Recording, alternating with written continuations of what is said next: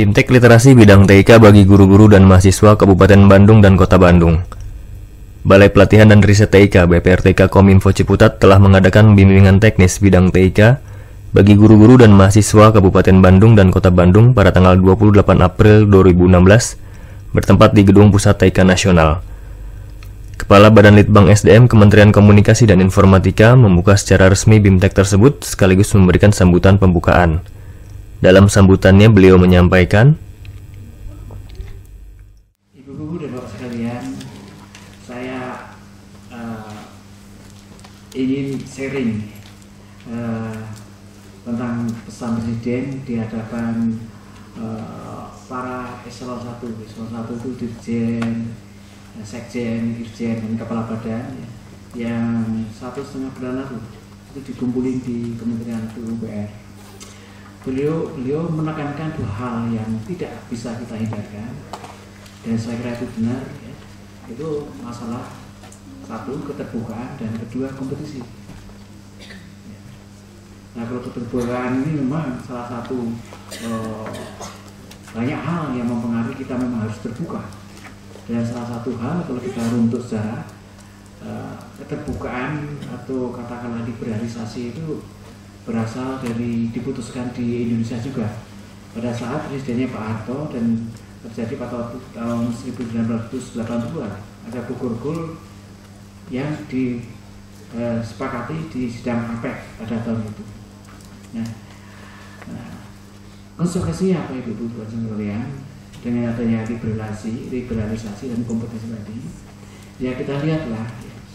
Kalau kita melihat angka-angka Human Development Index kita itu nggak bagus, masih sekitar 104 ya ranking. Jadi nggak bagus, ya, kurang bagus.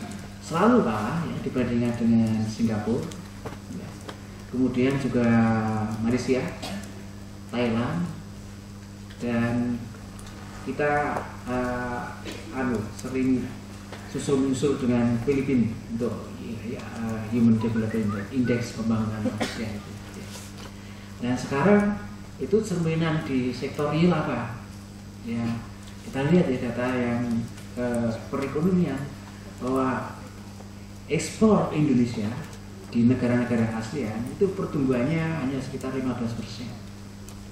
Tetapi impornya adalah 25%. Jadi nombok kita, defisit kita. Ekspor kita pun kebanyakan adalah barang-barang mentah. Ini yang juga sisi lain yang harus memperhatikan, karena bahan-bahan mentah itu lebih banyak, ya ada manusia, tapi lebih banyak anugerah Tuhan lah. Allah yang memberikan rezeki, ya, untung kita hutannya kaya. Ya. Ini saya pikir sentuhan manusia itu masih minimal untuk, dan artinya untuk menjawab keterbukaan dan juga yang paling penting lagi adalah kompetisi. Ini kita harus bekerja lebih keras. Ya. Saya alhamdulillah ya kita dapat dukungan ya, dari Komisi 1 DPR tentang masalah sertifikasi kompetensi ini. Dan saya tahu pasti bahwa Pak Arief Suditomo itu adalah selaku promotor untuk pengembangan SDM. Tepuk tangan ya Pak Arief. Dan saya sangat berbahagia beliau hadir di sini, bersedia hadir di dalam waktunya sidang-sidang yang cukup padat. Ya. Saya dapat informasi dari beliau bahwa setelah ini pun juga beliau nggak begitu bisa lama-lama. Nanti harus kembali sidang lagi. Gitu. Nah, sebenarnya tadi katanya kalau Bu Esther ya, saya mau sidang terus ke sini ya, karena sayang sama ibu-ibu dan bapak-bapak sekalian ke sini ya, terus nanti balik lagi ya. Jadi ibu dan bapak sekalian, saya kira ini yang kita lakukan adalah langkah-langkah yang cukup ya, cukup strategis bagi kita semua, bahwa langkah-langkah kecil yang kita alami, yang kita lakukan pada hari ini ya, itu mungkin langkah-langkah kecil, tapi sangat penting untuk perjalanan bangsa ini supaya menjadi bangsa yang berdaya saing, ya, menjadi bangsa yang unggul di bidang perekonomian, dan akhirnya menjadi bangsa yang dihormati. Tidak hanya di kawasan Indonesia, kawasan ASEAN, tapi juga kawasan dunia secara umumnya. saya ucapkan terima kasih. Mudah-mudahan nanti Ibu dan Mbak sekalian, terutama Bapak dan Ibu guru ya, ini bisa menyebarkan. Satu lagi yang perlu saya pesankan bahwa fasilitas TIK ini luar biasa di kita. Ya itu lagi juga bukan itu juga sisi lain memberikan, sisi lain juga ada sedihnya Pak Ibu ya, karena itu impor, HP itu impor. Jadi kalau ibu membeli HP itu ya sebelumnya tanpa secara tidak langsung mengasih tenaga kerja, mencari peluang kerja di negara lain. Karena dibuat impor. Kalau dibuat di Indonesia berarti memberi peluang pada bangsa Indonesia. Nah, ini salah satu yang saya tidak melarang ya ibu untuk beli HP gitu. Tapi nanti kalau misalnya HP Indonesia ya buatan Indonesia sedang dibangun sekarang ini, nanti melimpah saya pesen lah, beralihlah ya ke HP Indonesia yang insya Allah akan lebih murah dan lebih bagus.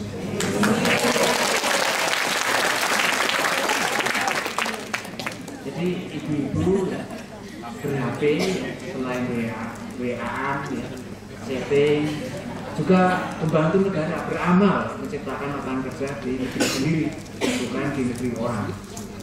Saya kira itu laporan yang ada yang saya sampaikan dan saya pesankan kepada Bapak sekalian. Yang intinya kita berbicara lebih keras, dan ya berjuang untuk di bidang di semua sektor. Saya akhiri dengan mengucapkan Bismillahirrahmanirrahim. Acara bimbingan klinis literasi TIK Ibu dan mahasiswa pada pagi ini saya buka.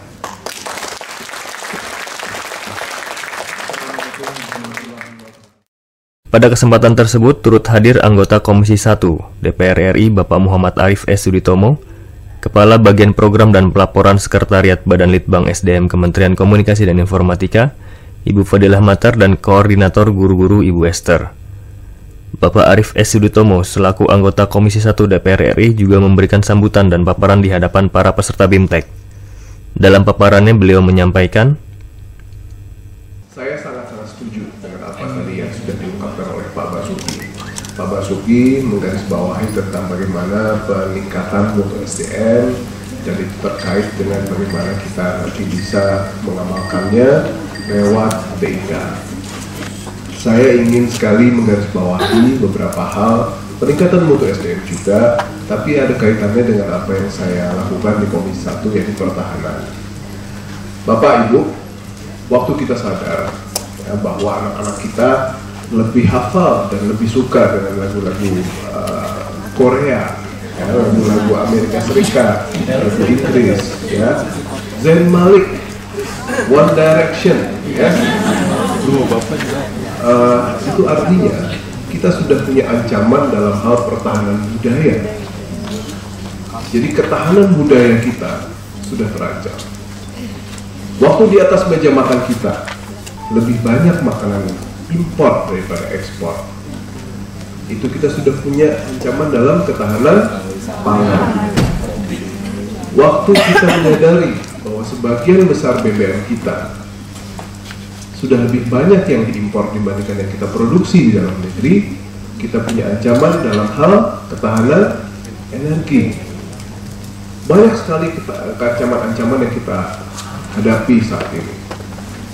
Dan itu secara tidak sadar kita lalui hari-hari itu tanpa berbagai macam hal yang kita harus laksanakan. Ingat, untuk menjaga ketahanan-ketahanan tersebut bukan hanya pemerintah saja, bukan saja DPR saja, tetapi juga harus dari kita-kita sendiri. Waktu setiap orang di Indonesia lebih memilih bahwa saya tidak mau beli tempe yang kedelainya organik dari Amerika Serikat, saya mau beli tempe yang kedelainya ditanam oleh petani-petani kita sendiri. Maka mau tidak mau demand atau kebutuhan akan kedelai Indonesia akan lebih baik dan meningkat. Waktu kaset-kaset atau CD atau downloadan lagu-lagu Korea atau Amerika atau Inggris itu makin lama makin tidak menarik dan lebih menarik dibandingkan dengan budaya kita sendiri, maka demand-nya akan turun, dan demand yang kita berikan untuk produk budaya kita akan meningkat. Artinya apa? Gerakan nasional itu dimulai dari kita sendiri, dari ibu-ibu, dari bapak-bapak. Dan saat ini Kemenkominfo, ya, di bawah pimpinan Pak Basuki, Fadila, sudah merintisnya lewat memberikan training TIK. Saya ingin Bapak dan Ibu menyadari penuh bahwa apa yang kita akan dipaparkan kepada kita itu merupakan bagian dari usaha kita untuk melawan, untuk menjaga ketahanan kita dalam berbagai macam hal yang tadi saya sebutkan. Bapak Ibu, mudah-mudahan setelah pertemuan ini, setelah training ini, Bapak Ibu bisa menjadi orang, bisa menjadi guru yang jauh lebih baik untuk meningkatkan development index, human development index orang-orang Indonesia. Bisa memberikan ilmu yang jauh lebih bermutu kepada anak didiknya. Bisa menjadi guru yang lebih baik, guru yang bisa memberikan amal ilmunya kepada orang yang lebih banyak, dan pada akhirnya bisa memberikan hal yang lebih kontributif kepada pembangunan bangsa ini. Sebelumnya saya ucapkan terima kasih banyak Pak Basuki, mudah-mudahan perjalanannya aman. Bapak Ibu sekalian, bagi saya tidak ada hal yang jauh lebih penting selain saya menggarisbawahi hal yang kedua. Hal yang kedua dan hal yang terakhir ini adalah pasar bebas. Dalam hitungan yang sebenarnya kita tidak sadar, memasuki Januari 2016 kita sudah masuki era yang namanya masyarakat ekonomi ASEAN. Ya, pemerintah sudah berusaha sedemikian rupa untuk tidak membuat pasar kita dibuka selebar-lebarnya di saat Indonesia dan di saat rakyat Indonesia tidak siap. Masih ada beberapa barrier yang kita terapkan. Paling tidak hanya ada 8 profesi yang bisa ditembus oleh orang-orang dari negara-negara ASEAN. Baru ada 8, diantaranya profesi-profesi di jasa konstruksi, arsitektur, keperawatan, dan lain-lain. Ya.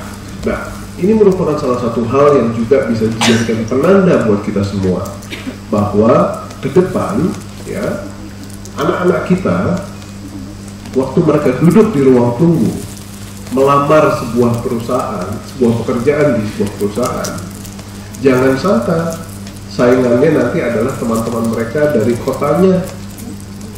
Saingannya nanti bisa ada si Nguyen dari Vietnam, ada Fernando dari Philippines, ada Michael Lee dari Singapura, ada Zainuddin dari Malaysia. Ya, itu adalah hal yang tidak bisa kita rem. Apa yang terjadi pada saya waktu saya lulus tahun 92, rasanya semua sangat mudah. Betul, Bu Fadila. Saya rasanya merasa sangat mudah pada saat itu. Belum lulus, saya sudah melihat talent scouter atau orang-orang yang mencari pekerja-pekerja awal di kampus saya sudah berkeliaran.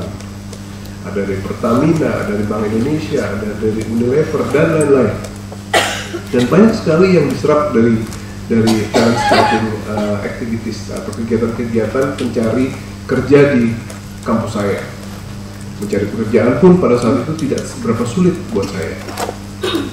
Dengan bekal ijazah, IP, kemampuan berbahasa Inggris, bagi saya waktu itu sama sekali tidak sulit.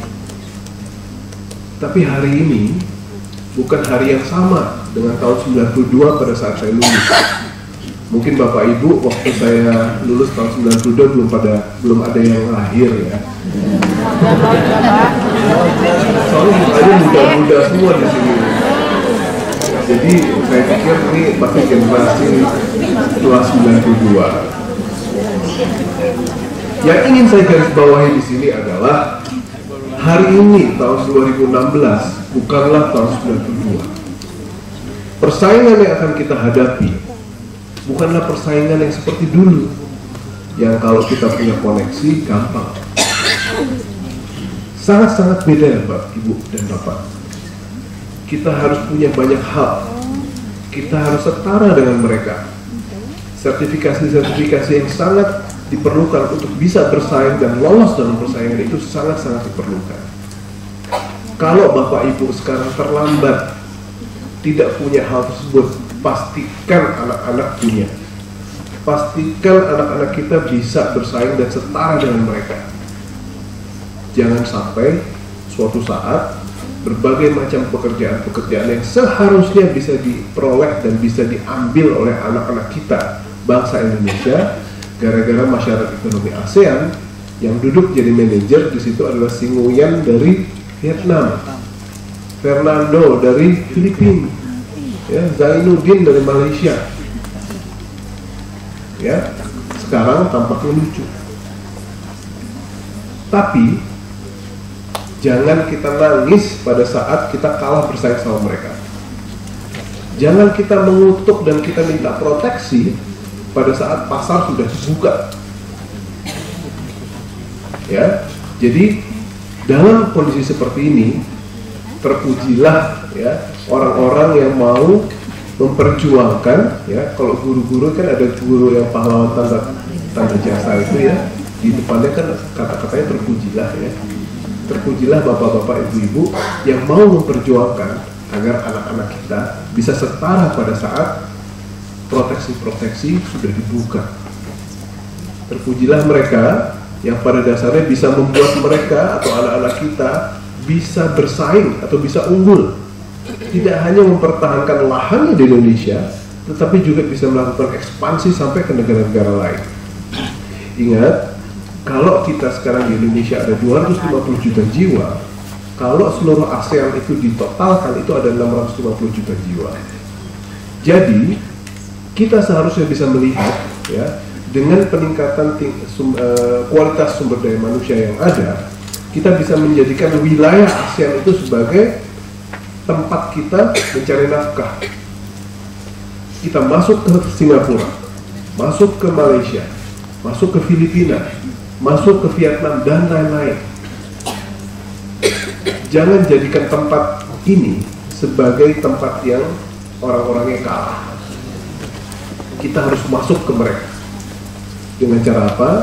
Seperti yang tadi Pak Basuki bilang, kita harus berjuang, kita harus bekerja lebih keras, kita harus meningkatkan tingkat kualitas sumber daya manusia kita, dan pada akhirnya hanya itulah yang bisa kita lakukan selain berdoa untuk bisa kita memperjuangkan ya, supremasi dan ketahanan dari bangsa ini.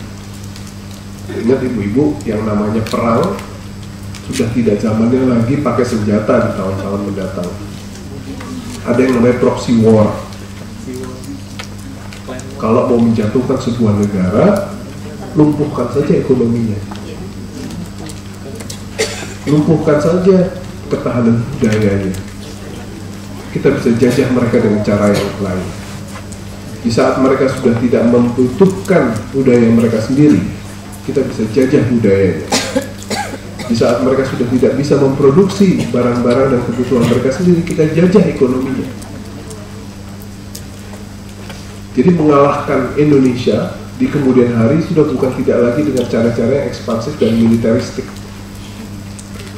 Nah, peran ibu-ibu dan bapak-bapak disinilah yang pada dasarnya akan membantu kita memiliki ketahanan yang jauh lebih kuat dibandingkan dengan hari ini. Dan saya berdoa mudah-mudahan ketahanan Indonesia bisa lebih kuat atas peran bapak-bapak dan ibu-ibu, dan sepulangnya kita dari Jakarta ini kita bisa mengingat bahwa di kemudian hari ada ancaman-ancaman yang harus kita jawab, ada problem-problem yang harus kita hadapi, dan hal tersebut harus kita lakukan secara individual dari mulai kita sendiri sebagai guru, sebagai pembimbing, sebagai orang tua, sebagai kakak yang pada dasarnya bisa membantu agar generasi muda kita bisa tumbuh lebih besar, lebih baik dan lebih kuat. Itu adalah kewajiban kita. Mudah-mudahan kita bisa berjumpa di sebuah titik di saat kita sudah mendapatkan banyak hal untuk menjamin bahwa Indonesia tetap jaya. Ibu-ibu dan bapak-bapak sekalian, saya sudahi sambutan saya di sini. Saya pikir masih banyak hal yang jauh lebih menarik di sesi-sesi berikut yang saya dengar dari beberapa pengalaman kemarin Bu Fadila. Ibu-ibu di sini katanya instrukturnya ganteng-ganteng. Yang lainnya juga instruktur perempuannya juga katanya cantik. Ya. Jadi kalau nanti berinteraksi dengan mereka, jangan pura-pura nggak tahu gitu ya. Pak ini nggak tahu, sini gitu ya. Pak ini nggak tahu, tolong sini.